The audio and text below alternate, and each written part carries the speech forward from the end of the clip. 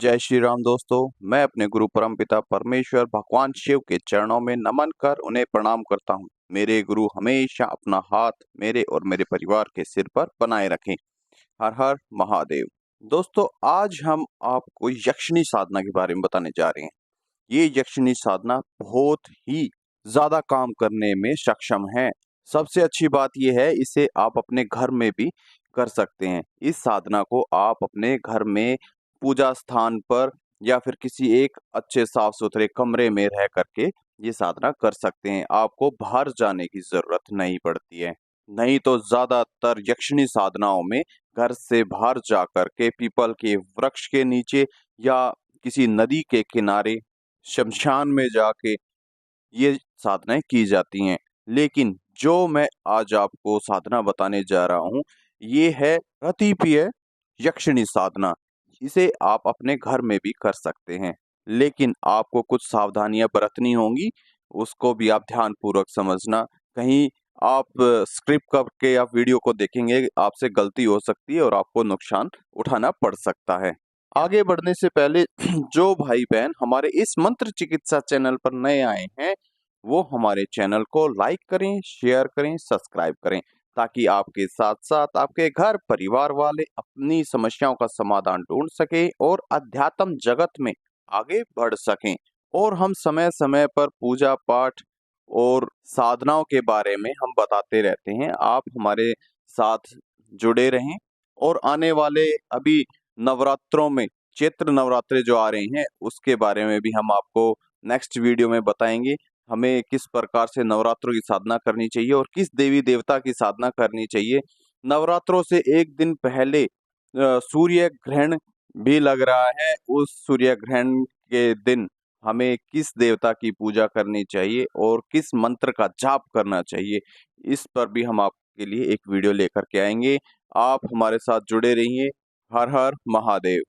जो ये यक्षिणी साधना होती है, ज्यादातर ये साधक के लिए ही होती हैं। एक साधक जो इसे सिद्ध करता है, ये सिर्फ उसी के लिए होती है, ना कि उसके घर परिवार वालों के लिए। ये उसके घर परिवार वालों को उससे दूर कर देती है। ये यक्षिणी साधना जो होती है, जब इस साधक के पास कोई बाहर के व्यक्ति या उसके घर परिवार वाले उसके आसपास रहते हैं, वो घर परिवार में बहुत सारी चीजें होती हैं। गृह क्लेश भी हो जाता है, घर में लड़ाई झगड़े भी हो जाते हैं, किसी बात को लेके अनबन भी हो जाती है। लेकिन यक्षिणी इन बातों को नहीं समझती है। वो क्या करती है, वो ये समझती है कि ये जो बंदा है, सामने जो भी व्यक्ति है, चाहे वो आपके माँ है, बाप है, भाई है, बहन है, पत्नी है, जो भी है, वो ये समझती है ये जो बंदा है, ये मेरे भगत के ऊपर कुछ कटु वचन बोल रहा है और इस पे आक्रामकता से गुस्सा कर रहा है और आक्रमण भी कर सकता है। तो वो उसके आक्रमण करने से पहले वो उस व्यक्ति का अहित कर देती है, और जिसका खामियाजा उस साधक को भी, उस भगत को भी उठाना पड़ता है। क्योंकि वो उसके मन में तो ये इच्छा नहीं थी ना कि वो उसके माता पिता का या उसके भाई बहन का या उसके सगे संबंधियों का, मित्रों का कोई अहित हो। लेकिन उस यक्षिणी को ये नहीं मालूम होता कि ये किस पर्पज से ये इसको बोल रहा है, क्या कारण है। तो वो सिर्फ यही देखती है कि अगले वाला बंदा गुस्सा है और वो मेरे साधक पर अटैक कर सकता है। तो वो उसके अटैक करने से पहले उसके ऊपर अटैक कर देती है, उसका नुकसान हो जाता है। ये नुकसान एक्सीडेंट भी हो सकता है, मारा भी जा सकता है, बीमार हो सकता है, पैरालाइज भी हो सकता है, मतलब कुछ भी उसके साथ अनहोनी हो सकती है। आपको यक्षिणी साधना बहुत ही ध्यानपूर्वक सजग रह करके करनी होती है। लेकिन ये रति प्रिय जो यक्षिणी है, इसमें इस प्रकार के लक्षण कम दिखाई देते हैं।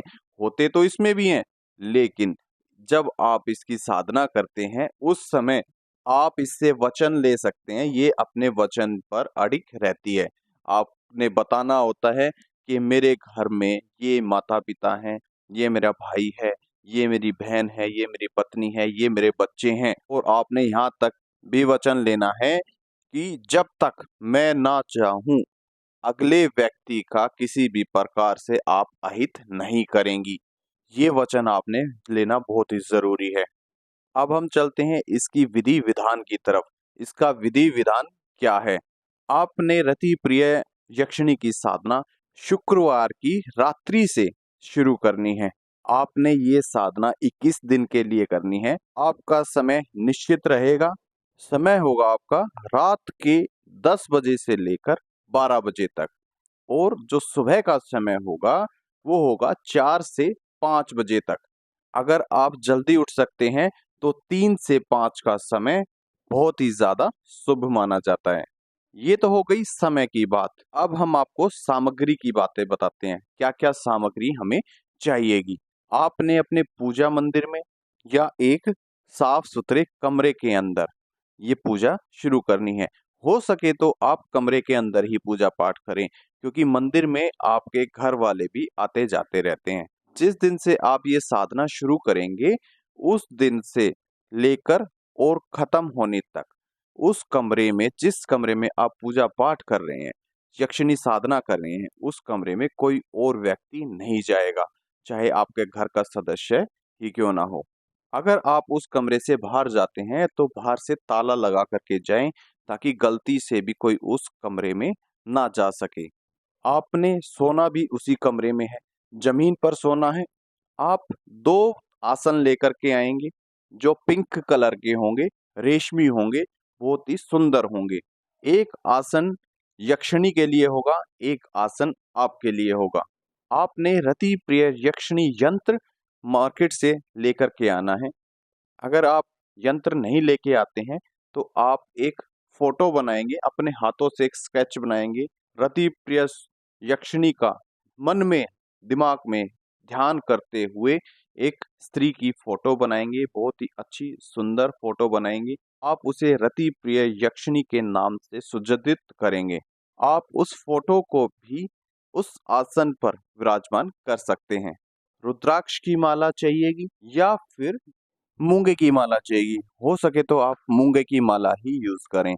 आपकी माला सिद्ध होनी चाहिए, आपका आसन सिद्ध होना चाहिए, आपके पास सुरक्षा घेरा होना चाहिए, अपना, अपने परिवार का, अपने घर का सुरक्षा घेरा होना चाहिए। गुरु का साथ होना चाहिए, गुरु का सानिध्य होना चाहिए। अपने इष्ट का आशीर्वाद बहुत ही जरूरी है। अपने पितरों का, कुल देवी देवताओं का साथ जरूरी है। और आपको यक्षिणी के लिए, उस देवी के लिए सफेद कलर की मिठाई जोड़े में लेकर आनी होगी। एक गुलाब का फूल और फूलों की पंखुड़ियां भी लेकर के आनी होंगी। एक बहुत ही खूबसूरत सा सुगंधित इत्र लेकर के आना होगा। ये इत्र आपने अपने शरीर पर लगाना है, अपने आसन पर लगाना है, और जिस स्थान पर आप सोएंगे, जो आपने अपने लिए बिस्तरा लगाया है, वो बिस्तरा जमीन पर लगा होना चाहिए, ये ध्यान रखना। उस बिस्तरे पर भी इत्र लगाएंगे, और यक्षिणी के ऊपर से भी जो उसका आपने स्थान बनाया है, जो उसके लिए आसन लगाया है, वहां पर भी इत्र लगाएंगे। एक लोटा गंगा जल का भी वहां पे रखना है। उसमें कुछ गुलाब की पंखुड़ियां डालनी है। देसी घी का दीपक जगाना है। वो दीपक आप अखंड जगा सकते हैं तो अखंड जगाइए, नहीं तो जब तक आपकी पूजा समाप्त ना हो, जब तक वो दीपक जगता रहना चाहिए।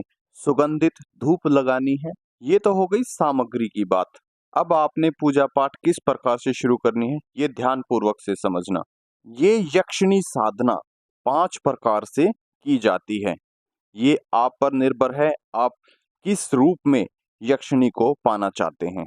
पहली है पत्नी रूप में। अगर आप उसे पत्नी रूप में पाना चाहते हैं तो आपका विवाह जिंदगी भर नहीं होगा। अगर आप विवाहित हैं तो आपका तलाक हो जाएगा या आपकी पत्नी मर जाएगी। इस चीज का ध्यान रखना। दूसरी है माता के रूप में। अगर आप ये पूजा पाठ, ये साधना या रति प्रिय यक्षिणी को माता के रूप में मान करके पूजा पाठ करते हैं तो ये आपका किसी भी प्रकार से अहित नहीं करेगी, आपका भला ही करेगी। जैसे एक माता अपने बच्चे की, अपने संतान की सुरक्षा करती है, उसी प्रकार से ये आपकी सुरक्षा करेगी, आपका सुरक्षा घेरा बनाएगी, आप पर किसी भी प्रकार की आंच नहीं आने देगी। आप माता से जो भी मांगेंगे वो माता आपको देने में सक्षम है। तीसरी है मित्र के रूप में। अगर आप इसे मित्र के रूप में पूजा करते हैं या साधना करते हैं तो ये आपके हर कार्य में आपके साथ रहेगी, चाहे वो कार्य अच्छा हो, चाहे बुरा हो, उसमें ये आपके साथ रहेगी। इसमें मित्रता के समय ये आप अगर इससे किसी का स्तंभन कराना चाहेंगे, वशीकरण कराना चाहेंगे, सम्मोहन कराना चाहेंगे, उच्चाटन कराना चाहेंगे, ये सब आपके लिए करके देंगी। चौथा है बहन के रूप में। अगर आप इसे बहन के रूप में स्वीकार करते हैं, बहन के रूप में पूजा करते हैं, तो ये आपके हर कार्य करने में सक्षम है, परंतु ये ना ही तो आपके लिए उच्चाटन, वशीकरण, ना ही किसी प्रकार के गंदे कार्य करने में सक्षम होगी। ये आपके लिए नहीं करेगी। आप अपनी बहन से कोई भी गलत कार्य नहीं करा सकते। आप स्वयं जानते हैं, अपनी बहन को ये भी नहीं बोल सकते, ये मेरे लिए ये कर दो, या फिर वो स्त्री मुझे ज़्यादा अच्छी लग रही है, तो उसे मेरे पास ले आओ। ये आप अपनी बहन से नहीं बोल सकते हैं। इसी प्रकार ही आप इसे भी नहीं बोल सकते हैं और ये कार्य भी नहीं करेगी। अगर आप इसे फ़ोर्स करेंगे, तो ये आपकी सारी सिद्धि साधना जो भी आज तक आपने की है, उन्हें सबको ये लेकर के चली जाएँगी। 5वीं है प्रेमिका के रूप में। अगर आप इस यक्षिणी को प्रेमिका के रूप में सिद्ध करते हैं, तो ये आपको प्रेम देंगी, आपको धन देंगी, यश देंगी। यश तो आपको सभी प्रकार से मिल सकता है, धन भी मिल सकता है, लेकिन इसमें कुछ अड़चनें आएँगी, ये आपके आस-पास किसी पराई स्त्री को नहीं आने देंगी। आपकी शादी में भी अड़चनें पैदा कर सकती हैं। आपकी अब शादीशुदा हैं, तो आपकी वाइफ़ हमेशा परेशान रहेंगी, डरी-डरी सी, सहमी-सहमी सी रहने लगेंगी। ये तो रहा हमें किस देवी के रूप में इसे सिद्ध करना है, वो आप पर निर्भर करता है, आप कैसे सिद्ध करेंगे। अब ये हम जानते हैं इसका विधि-विधान, किस प्रकार से हमें इसकी पूजा, सेवा, साधना करनी चाहिए। सबसे पहले आप अपना नाम, गोत्र, माता का पिता का नाम लेते हुए अपने स्थान देवता का आवाहन करेंगे, अपने गुरु का आवाहन करेंगे, गणपति जी महाराज का आवाहन करेंगे, अपने इष्ट का आवाहन करेंगे, अपने कुल देवी देवता, अपने पितरों का आवाहन करते हुए इन सभी को साक्षी मान करके माता रति प्रियरक्षिणी से प्रार्थना करेंगे, हे यत रति प्रियरक्षिणी, मैं आपका आवाहन करता हूँ, आप आएं और मैं 21 दिन तक आपकी सेवा साधना करूंगा। मुझे फल स्वरूप ये पर जो भी आपकी इच्छा है वो आप मांग सकते हैं, और साथ में आपको बताना होगा, हे माता, आप मुझे इस स्वरूप में आकर के दर्शन दें। जो भी आप चाहते हैं उस स्वरूप में, जिस स्वरूप में आप बुलाना चाहते हैं, उस स्वरूप में आप माता से प्रार्थना करके उनसे गुहार लगा सकते हैं। फिर आप अपनी पूजा पाठ शुरू करेंगे। पूजा पाठ शुरू करने से पहले सबसे पहले आपने भगवान शिव की आराधना करनी है, फिर माता काली की आराधना करनी है, फिर आप यक्षिणी के मंत्रों का जाप करेंगे। एक माला का जाप आप गणपति जी महाराज का करेंगे, एक भगवान शिव के लिए, एक अपने गुरु के लिए, एक अपने इष्ट के लिए, फिर आप यक्षिणी मंत्र का जाप करेंगे। यक्षिणी मंत्र क्या है? ये ध्यान पूर्वक सुनना, इसमें कोई गलती ना हो, ये आपने साफ सुथरा और पवित्रता से बोलना है, शुद्धता से बोलना है, इसमें कोई गलती की गुंजाइश नहीं है। मंत्र है ओम ह्रीम आगच्छ रति सुंदरी स्वाहा। मैं दोबारा फिर से बता रहा हूँ, ओम ह्रीम आगच्छ रति सुंदरी स्वाहा। इस मंत्र का जाप आपने 1.25 लाख जाप करने हैं। बाकी आपकी इच्छा के अनुसार है, कम से कम 1.25 लाख करने हैं। 21 दिन की ये सेवा होगी। 21 दिन में जितना हो सके आपने उतने ये जाप करने हैं। कम से कम मैंने आपको बता दिए हैं, जितना ज़्यादा करोगे उतना अच्छा होगा।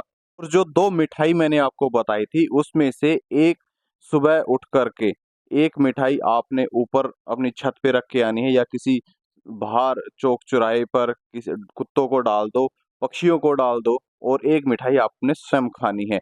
आपने ये मिठाई हर रोज़ ताज़ा लेके आनी है, या तो खुद बनाइए अपने घर में, या फिर मार्केट से लेकर के आइए, ये बदलनी है आपको डेली की डेली।